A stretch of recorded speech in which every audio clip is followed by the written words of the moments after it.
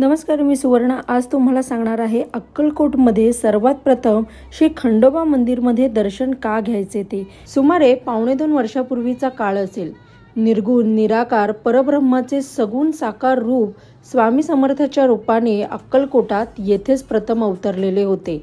हे आहे ते खंडोबा मंदिर। अक्कलकोट संस्थानाचे अधिपती श्रीमंत शहाजी राजांच्या पत्नी लक्ष्मीबाई राणीसाहेब यांची जेजुरीच्या खंडेरायावर अपार श्रद्धा होती। म्हणूनच जेजुरीहून येताना त्यांनी खंडेरायाची, म्हाळसाची आणि बाणाईची 3 मूर्ती सोबत आणलेली होती। यासोबत जेजुरीहून त्यांनी घोडा देखील आणलेला होता, पण काही वर्षानंतर तो मरण पावला।